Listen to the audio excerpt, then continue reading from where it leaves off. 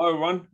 Welcome to another session of ISAC Orange County Chapter Monthly Chapter News. My name is Victor Monga. I am serving as Governor for ISAC Orange County Chapter Board.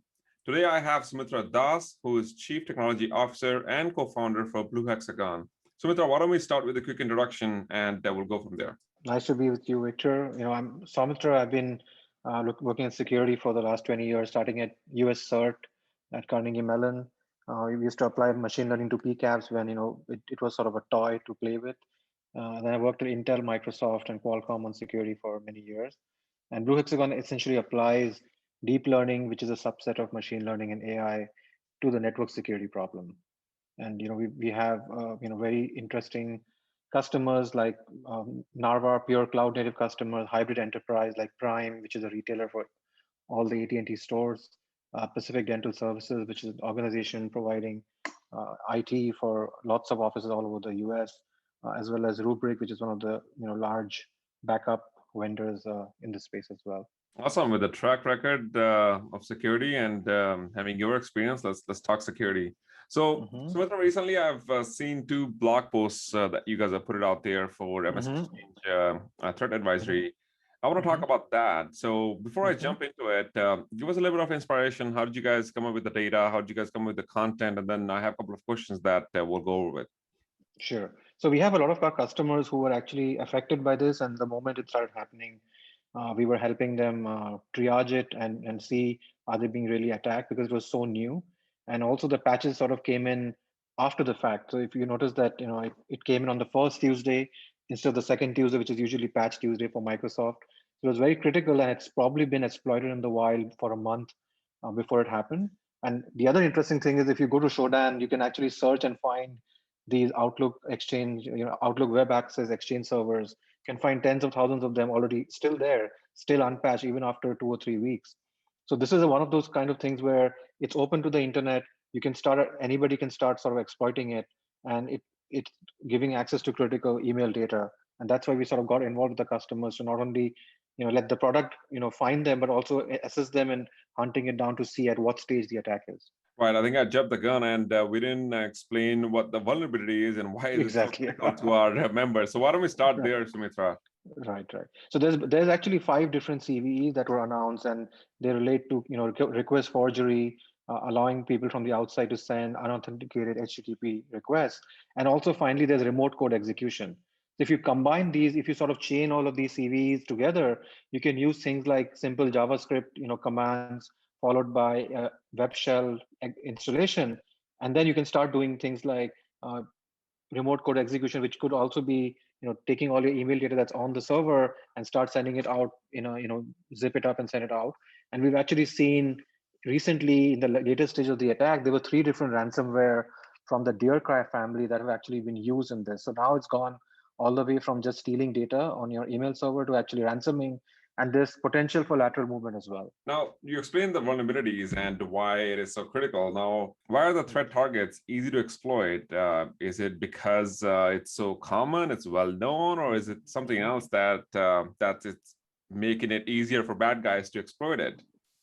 I think the key part here is the Outlook Web Access is very commonly used by enterprises to allow their employees to actually log into Exchange from the outside. So it is by nature open to the world. In many cases, it's not locked down to some VPN IP. So it's open, and actually that's why you can go to the dark web or search engines and just find all of these things. I found tens of thousands of them just in the US, and you can actually tell which version of it is it running. Is it running the version that can be exploited? So it's already open to the internet. You don't have to first get in and then find it, and you can already tell which one is vulnerable to exploit or not. Interesting. And I know our security community is pretty active, and I know we are working as fast as we can to patch these things. So is patching not enough to remediate these vulnerabilities? Sure. That's a great question. I think everyone should be patching it as soon as possible. But there are 2 key things to remember. We know that attacks were happening and attempts were seen almost a month before even the patches were announced. And even after the patches happened, people haven't done it. A third point also is patching may not be enough to kick out an already installed attacker. So let's say they knew about it, they got in before you patch, they could be resident in some form or not. So patching may not be enough at this point. You need to look for what else is happening. Is there some C2 happening, some weird exfiltration? There could be lateral movement, ransoming. So you need to keep an eye out, even if you have patched this specific exploit. Interesting. Wow. How about if on my endpoint computers or PCs or machines my workforce is using, if I have endpoint security tools, is that not good enough for this problem? So in many cases, we have seen, actually what happened in SolarWinds also is that they come in and they could have enough privilege to find a way to disable these tools, right? Or they could find a way to, look benign enough that it may evade that kind of detection.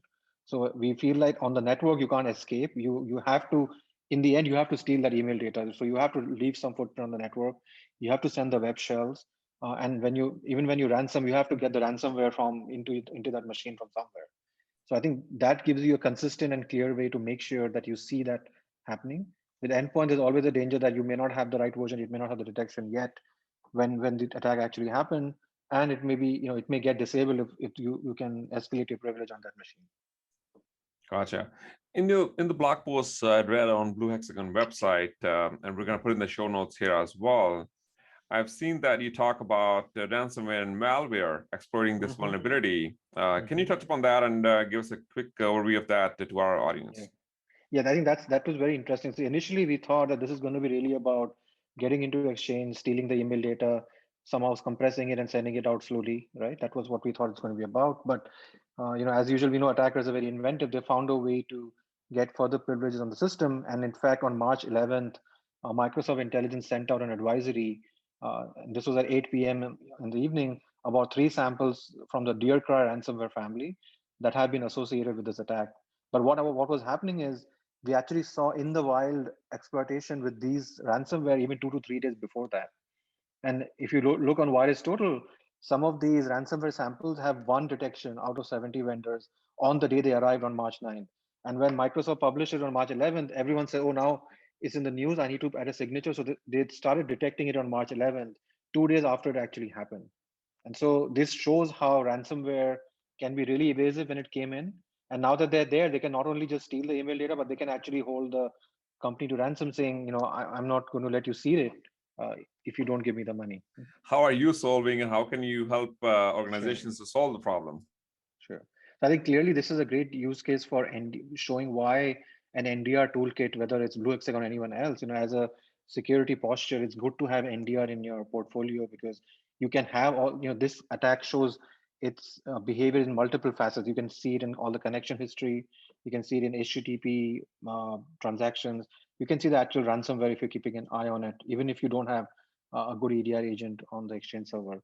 So one thing we're doing in our blog post is we are publishing IOCs consistently for the community. So, you can take those IOCs and hunt inside your logs or same for at this point. We're tracking all the IPs, web shell hashes, HTTP user agents, all of these different things we're tracking and posting it on our blog. So please feel free to use that as part of your hunts. And many of these are updated, every 2 or 3 days. And the second thing we're talking about is if we're offering a free, no charge custom assessment with our threat team. So we get on a call, you talk about what you've seen, and we can share about the IOCs and give hints that even if you haven't had a product like us deployed, where could you search for signs of infection, and potentially talk about the benefits of having had NDR for detecting these kinds of attacks in the future. Well, Sumitra, thanks so much for being on the show, and we will make sure to put the links on all the things that we talked about during this episode in the show notes. Thanks so much, Sumitra. Yeah. Thank you. Thanks.